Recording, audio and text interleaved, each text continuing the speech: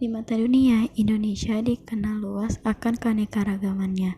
Suku bangsa, budaya, agama, ras, dan bahasa saling berbaur menjadi satu. Persatuan di tengah perbedaan inilah yang menjadi ciri khas bangsa Indonesia sejak dulu.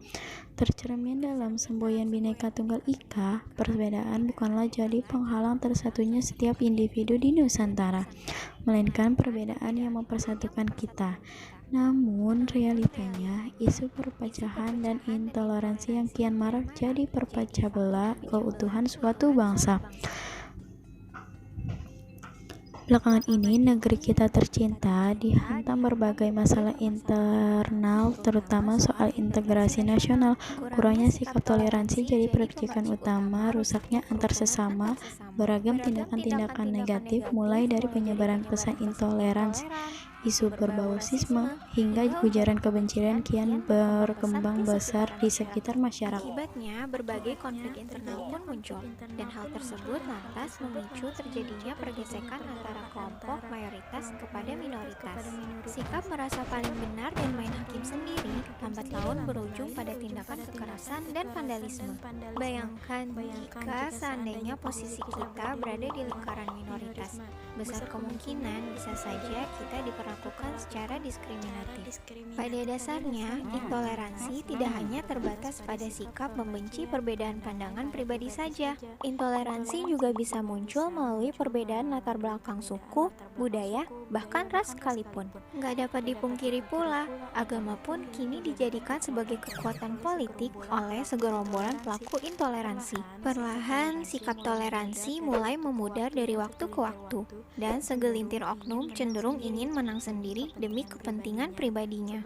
Sebagai umat muslim yang cinta damai, salah satu sikap dasar yang harus ditanamkan dalam kehidupan sehari-hari adalah sikap saling menghormati dan menghargai kepada sesama. Sejatinya, Islam mengajak kepada umatnya untuk selalu menjalin kehidupan yang harmonis kepada manusia lainnya.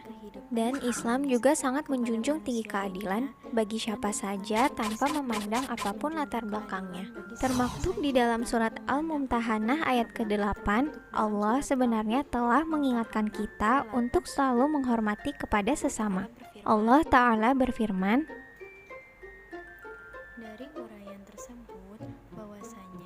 dari uraian tersebut dapat ditafsirkan bahwasanya Allah tidak melarang umat Islam dalam berbuat kebaikan, menyambung silaturahmi, hingga berbuat adil kepada orang-orang di luar Islam, selama mereka tidak memerangi kita karena agama. Dari hadis Bukhari, suatu waktu Rasulullah SAW pernah ditanya, agama manakah yang paling dicintai oleh Allah? Maka beliau menjawab, Al-Hanifiyah As-Samhah, yang lurus lagi toleran. As-Samhah berasal dari kata tasamuh, yang merujuk pada makna toleransi.